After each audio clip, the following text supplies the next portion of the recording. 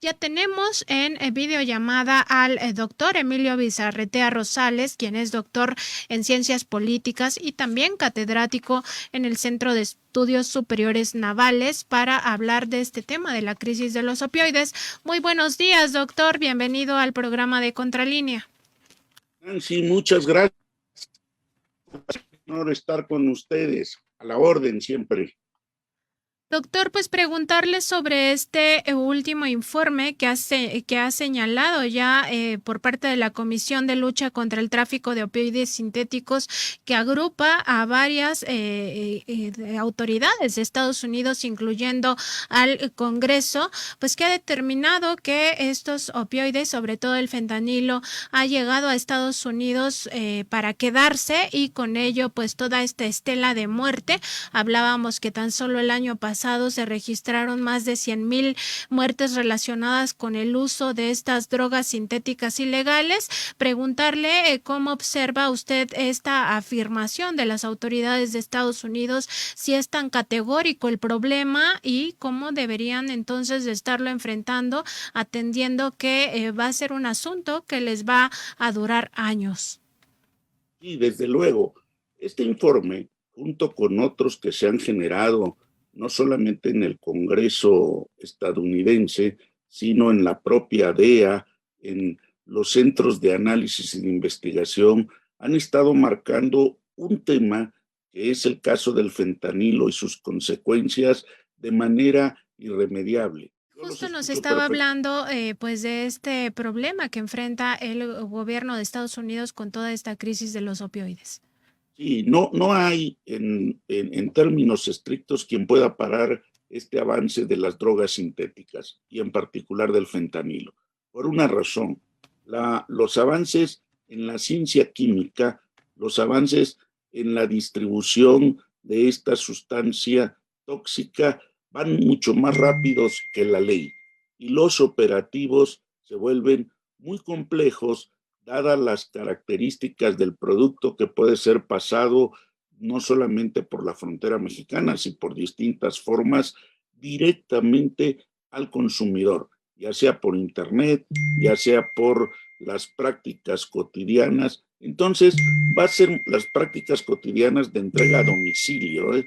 Entonces, va a ser muy difícil que las organizaciones antidrogas en Estados Unidos y en cualquier otra parte del mundo puedan detener este avance de las drogas sintéticas, y en particular, hay que decirlo, de lo que podríamos denominar este opiáceo, frente a la tesis del opioide, que no es más que un producto tóxico de origen natural, en tanto que el opiáceo es un producto químico que de manera sintética se produce en un laboratorio, y obviamente la producción en serie es un tema complejo para Estados Unidos, que lo ha dado a conocer en su reciente informe, pero para todo el mundo en general.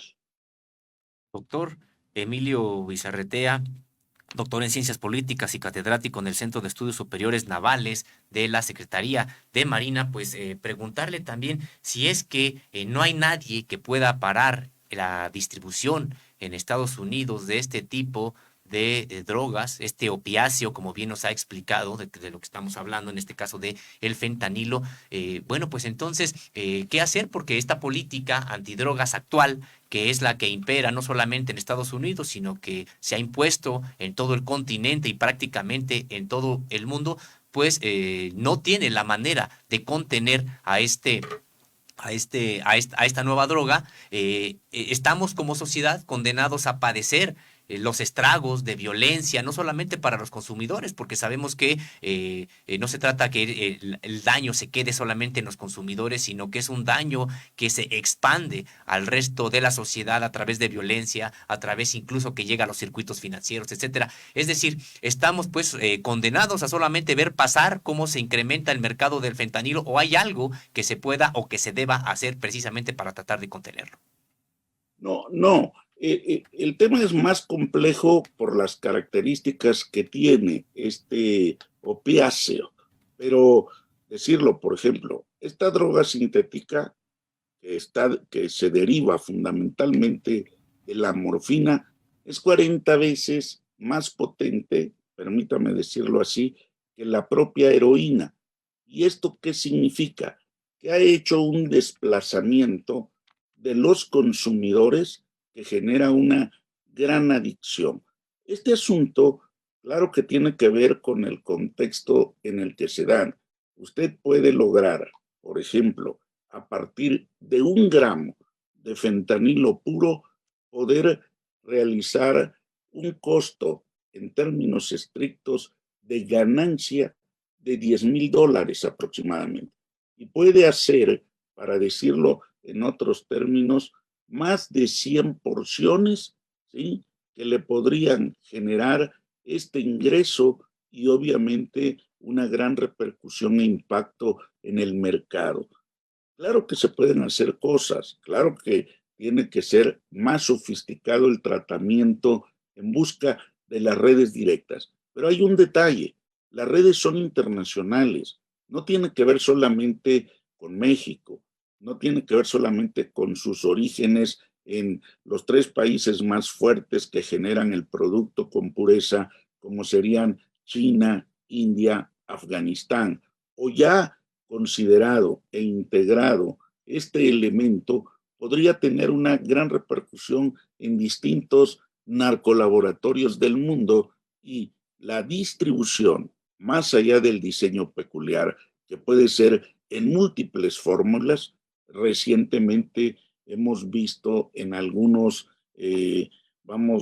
en algunas de las operaciones que la propia Secretaría de Marina y la Secretaría de la Defensa han generado para contener este tránsito hacia Estados Unidos, pues nos hemos dado cuenta que va no solamente en pastillas, no solamente en aerosol o spray, no solamente va conectado a las telas, a las ropas, a ciertos tejidos que facilitan que sea impregnado y que en el momento en que llega a su destino no solamente es una sacudida natural, sino con cierto movimiento de líquidos o de agua incluso, puede lograr esa separación del fentanilo y obviamente de su distribución.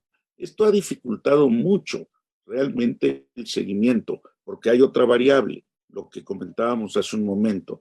Usted lo puede conseguir por internet, lamento decirlo así, no me resulta grato la difusión de estos elementos, pero el consumo es tan amplio, tan variado, que no solamente se está dando en esto que conocemos la red profunda, la red oscura, la red negra, ¿sí?, sino que está apareciendo incluso con vendedores que de alguna manera se están transformando de vendedores de narcomenudeo en las calles en forma directa a vendedores en las redes sociales. Y esto está teniendo un atractivo. Mira, en la última década el atractivo fue sobrepasado. Todos los eventos, o en la mayoría de los eventos, sobre todo de música, y no quisiera tener esa asociación, pero música en vivo, se generó un intercambio de productos y los consumidores fueron muchachos, gente muy joven, permítame asociarlo o al bachillerato o a la universidad. Este producto realmente ha calado entre los jóvenes y el costo ha sido alto. El número de muertes, más de 100,000 en este momento, claro que ha generado la preocupación del gobierno de Estados Unidos, de los mismos padres de familia en Estados Unidos. En el caso nuestro, el consumo no ha llegado a ese grado. Es bueno decirlo bajo estos parámetros, pero también es bueno señalar que no tenemos datos suficientes que nos permitan a nosotros hacer el diagnóstico adecuado como quisiéramos. Estos 3 últimos años, la pandemia o el desuso de esta investigación por parte de los gobiernos y en particular en el caso del gobierno federal, nos está generando en una situación de inestabilidad para poder diagnosticar de qué tamaño es el problema en México. En Estados Unidos lo tenemos más o menos claro, tampoco los datos son totalmente precisos. Ocurrió lo mismo en Australia, en España, en Gran Bretaña, en Alemania, en Francia, porque los sistemas de salud tenían los registros adecuados. En el caso nuestro ha sido delicado, pero hay que insistir. Es un elemento que no debemos dejar pasar. ¿Qué hacer? Claro que existe una coordinación, hay una red, más allá de Interpol, hay una red que tiene que ver con las organizaciones que se dedican a combatir el tráfico ilegal de drogas. Sí existe, sí se están generando estos acuerdos, se están llevando adelante estas convenciones, estas leyes, pero insisto mucho en ello, es muy lento. Nos estamos dando cuenta después de que el daño se ha causado. Entonces, es un tema al que debemos estar muy atentos, muy pendientes. No solamente es un tema de filias y fobias con las agencias antidrogas, en particular con la DEA, sino es un tema que concierne a la sociedad y que sigue siendo responsabilidad de los gobiernos. Pues así es, doctor, un problema multinacional, como nos comenta. Ya se nos está agotando el tiempo, doctor, pero no quisiéramos concluir esta entrevista sin preguntarle también sobre la responsabilidad de las farmacéuticas, porque pues se ha visto en Estados Unidos estas multas millonarias. Tan solo en febrero pasado citar esta multa de 26 mil millones de dólares en contra de la farmacéutica Johnson & Johnson y otras 3 distribuidoras allá en Estados Unidos por su responsabilidad en los opioides. Brevemente, doctor, que pudiera comentarnos al respecto sobre la responsabilidad también de esta otra industria que es legal, pero que tiene pues justamente esta responsabilidad en esta crisis. Totalmente de acuerdo. Mire, la industria farmacéutica en ocasiones juega este doble papel en una doble lectura. Cuando surge el fentanilo de carácter médico, como han surgido la mayoría de las drogas, para disminuir dolor, para tratar de aliviar la pena, generan adicción. Lamentablemente generan adicción y contienen un elemento, esto que fueron conocidas en su época como las drogas del soldado, porque provenían del origen de las heridas que tenían los soldados, como ocurrió con muchas de las drogas, casi todas en un 98%, el costo ha sido muy alto. Las farmacéuticas son un negocio también, no solamente aliviar el dolor humano. Los creadores de las farmacéuticas, en términos del marketing, han generado realmente un modelo de consumo que llega favorablemente a este tipo de drogas sintéticas. El costo sigue siendo la sociedad, el costo sigue siendo incluso para los propios gobiernos que está socavando sus recursos en los ámbitos de la seguridad pública, nacional, interior y obviamente tiene una alta repercusión. Insisto mucho en ello, el desarrollo de la química, de la industria farmacéutica, del diseño, compra y venta de este producto nos está llevando a una situación tensa porque después de 2 o 3 consumos, y en el caso de los jóvenes, al primer consumo, el costo es que la saturación de la sangre les está generando estos infartos, esta trombosis que de una u otra manera los mata. Y esto hay que decirlo. La droga en este momento sí mata y es muy peligrosa. Entonces, el control contra la industria farmacéutica no solo es suficiente, las multas, los acuerdos entre asociaciones, entre padres, entre las procuradurías estatales y federales en Estados Unidos y en otros países del mundo no ha sido suficiente porque el número de muertes va en ascenso. Doctor, pues le agradecemos mucho estas reflexiones, sobre todo esta parte de cómo cobra la vida y sobre todo los daños tan graves que causa la salud.